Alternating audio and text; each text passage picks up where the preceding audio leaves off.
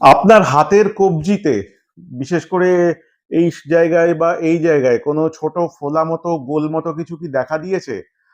আর আপনি চিন্তিত? এটা কিন্তু হতে পারে গ্যাংলিয়ন সিস্ট। তো আজকের ভিডিওতে আমরা দেখব গ্যাংলিয়ন সিস্ট কি, কি এর লক্ষণ, এর কারণ, আর এই ফোলা ভাব হাতে হলে বা ওই ছোট মতো ফুলে গেলে কি চিকিৎসা পদ্ধতি আছে। তো হাতের এই সমস্যা অনেক সময় ব্যথাহীন হলেও দৈনন্দিন কাজকে প্রভাবিত করতে পারে। তাহলে গ্যাংলিয়ন সিস্ট কি?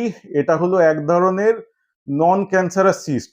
মানে নন ক্যান্সারাস মানে এটা কোনো ক্যান্সার না বা ক্ষতিকর কিছু না, বিনাইন সিস্ট, যা সাধারণত কবজি বা হাতের পেছনের অংশ দেখা যায়। এটা হলো আমাদের যে সফট টিস্যু বা এই যে বিভিন্ন জয়েন্ট থাকে, জয়েন্টে একরকম পর্দার লেয়ারিং থাকে, সাইনোভিয়াল মেমব্রেন। সেই সাইনোভিয়াল মেমব্রেনটার থেকেই এই সিস্ট তৈরি হয়। যাদের অনেক সময় একই রকম কাজ বারবার, মানে ক্রনিক ইরিটেশন বা বারবার চোট লাগলে এটা হতে পারে, বা অনেক সময় ওই সাইনোভিয়াল পর্দাটার কোনো প্রবলেম থাকতে পারে। তাতে ওই সাইনোভিয়াল পর্দার থেকে একটা থলের মতো তৈরি হয়, বাইরে বেরিয়ে আসে, আর তাতে সেই জয়েন্টের যে ফ্লুইড, সেই ফ্লুইড বা লিকুইড জমা হয়। সেই জমা হলে সেই ছোট্ট গোলাকৃতি ওরকম আসে। প্রথম দিকে স্পর্শ করলে নরম দেখা যায়, আর পরবর্তীতে দেখা যায় যে ওটা একটু শক্ত হয়ে গেছে। তখন ওই ফ্লুইডটাও দেখা যায় আস্তে আস্তে জেলির মতো হয়ে গেছে। আর এই গ্যাংলিয়ন সিস্ট সাধারণত তো ছোট হয়, আবার কিছু ক্ষেত্রে আকারে বাড়ে, আবার আকার চেঞ্জও হতে পারে। এমনিতে কোনো ব্যথা হয় না, কিন্তু এই কসমেটিক অ্যাপিয়ারেন্সে কিছু একটা ফোলা আছে, দেখতে বাজে লাগছে। হ্যাঁ, অনেক সময় দেখা যায় যে ওই সিস্টের আশপাশ দিয়ে যদি কোনো নার্ভ যায় বা রক্তনালী যায়, তখন কিন্তু ব্যথা বা সমস্যা দেখা দিতে পারে। কিছু ক্ষেত্রে গ্যাংলিয়ন সিস্ট যদি একদম জয়েন্টের মাঝামাঝি করে হয়, তাহলে ওই মুভমেন্ট রেস্ট্রিকশন, মানে জয়েন্ট নাড়াতে একটু অসুবিধা, এগুলো হতে পারে। বা অনেক সময় বললাম যে নার্ভের কাছাকাছি থাকলে ব্যথা বাড়তে পারে। তো গ্যাংলিয়ন সিস্টের একদম যেটা বললাম এরকম ভাবে হয়, কিন্তু এক্স্যাক্ট কেন হয় সেটা অতটা সহজভাবে বলা যায় না। আর গ্যাংলিয়ন সিস্টের জয়েন্ট বা টেন্ডন শীথের এই ক্ষুদ্র ইনজুরি থেকেও হতে পারে, রিপিটেটিভ মুভমেন্ট থেকে হতে পারে। আর মহিলাদের মধ্যে একটু তুলনামূলকভাবে বেশি দেখা যায়। জেনারেলি রিস্ট, মানে ওই রিস্টের কবজির আশেপাশে দেখা যায়, কিন্তু শরীরের যে কোনো জায়গায় হতে পারে।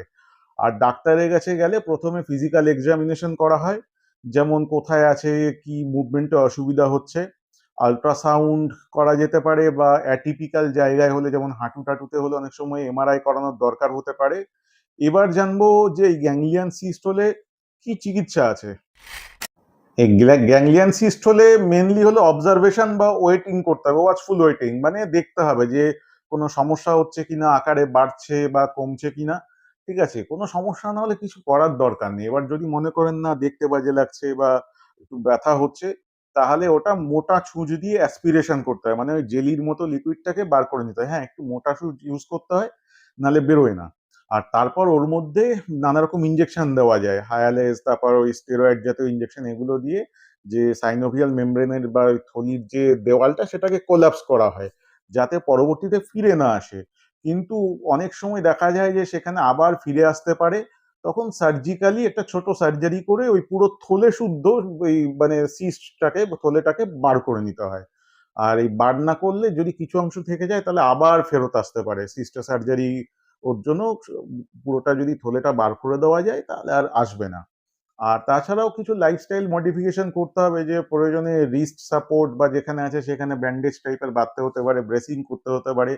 তো বারবার রিপিটেটিভ স্ট্রেন, যেমন হয়তো কারোর এখানে কবজিতে গ্যাংলিয়ন সিস্ট আছে, তিনি হয়তো খুন্তি নাড়েন বারবার খুব, এবার সেইগুলো একটুখানি কমাতে হবে, তাছাড়া কিছু করার নেই। আর গ্যাংলিয়ন সিস্ট হলে কখন ডাক্তার দেখাবেন? যখন এই সমস্যা হবে, যেমন হয়তো বেড়ে গেল, বা হয়তো ব্যথা হলো, বা ইভেন যদি মনে হয় যে আপনাদের সন্দেহ হচ্ছে যে এটা কি ফোলা ভাবটা, তাহলে অবশ্যই ডাক্তার দেখাবেন।